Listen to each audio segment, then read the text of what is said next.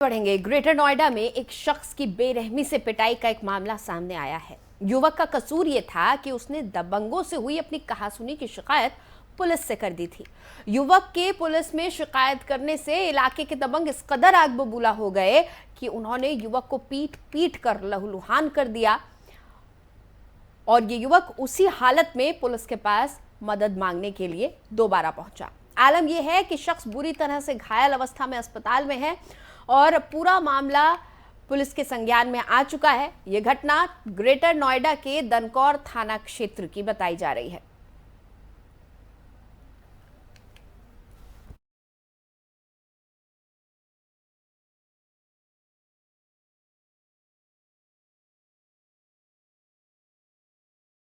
नोएडा में एक bus driver ने नकली चाबी से बस की चोरी कर ली। पूर्व संविदाकर्मी ड्राइवर को सिक्योरिटी मनी नहीं मिला, जिस पर उसने डुप्लीकेट चाबी से चोरी की।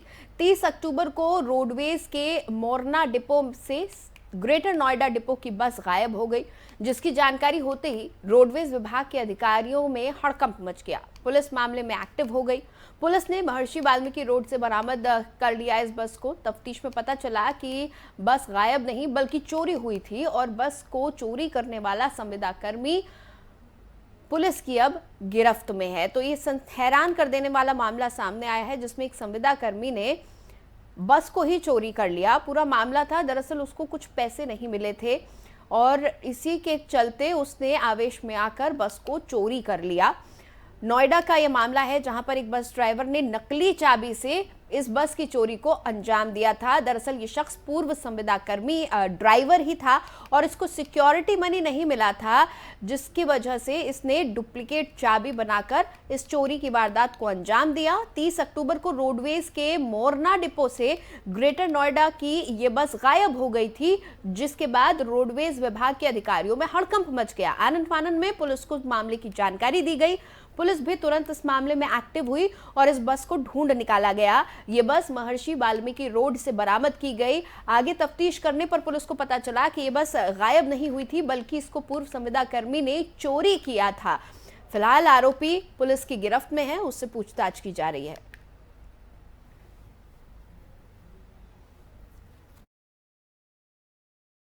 ये 2 दिन पूर्व मोरना बस स्टैंड से एक बस चोरी की सूचना मिली थी, जिसमें तहकीकात की गई तो ज्ञात हुआ कि एक व्यक्ति मुकेश, जो पहले संविदाकर्मी था, ड्राइवर का काम करता था, उसकी कुछ सिक्योरिटी मनी थी जो रिफंड नहीं हुई थी और बार बार मांग रहा था।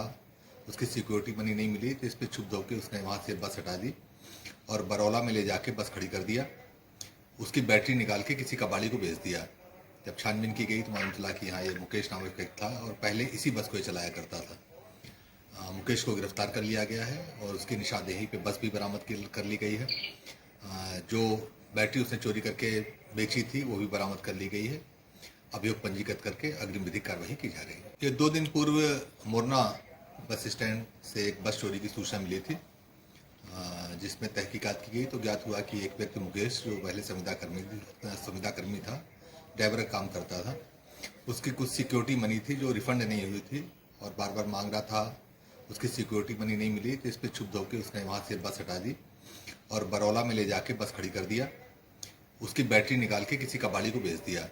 जब छानबीन की गई तो मालूम चला कि हाँ, ये मुकेश नामक व्यक्ति था और पहले इसी बस को ही चलाया करता था। मुकेश को गिरफ्तार कर लिया गया है और उसकी निशानदेही पे बस भी बरामद कर ली गई है। जो बैटरी उसने चोरी करके बेची थी वो भी बरामद कर ली गई है। अभियोग पंजीकृत करके अग्रिम विधिक कार्रवाई।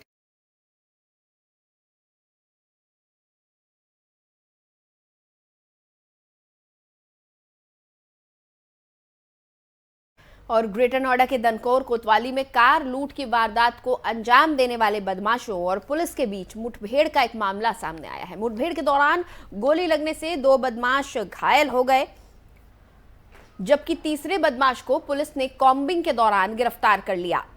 पकड़े गए बदमाशों के पास से लूटी हुई कार बरामद कर ली गई है। बदमाशों से पुलिस ने 2 अवैध तमंचा और जिंदा कारतूस भी बरामद किया है।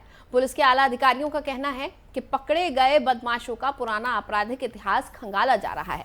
दरअसल पुलिस को मुखबिर से सूचना मिली थी कि 26-27 की रात को फरीदाबाद से कार बुक कर दनकौर क्षेत्र में कार चालक से मारपीट कर गाड़ी लूट कर ले जाने वाले बदमाश किसी वारदात को अंजाम देने के लिए आए हुए हैं, जिस पर पुलिस सघन चेकिंग अभियान में जुट गई। तभी पुलिस ने कार को रोकने के लिए इशारा किया तो बदमाशों ने पुलिस पर फायरिंग कर दी। जवाबी कार्रवाई में बदमाश घायल हो गए। एक बदमाश की पहचान बबलू उर्फ देसी अनुज के रूप में हुई है।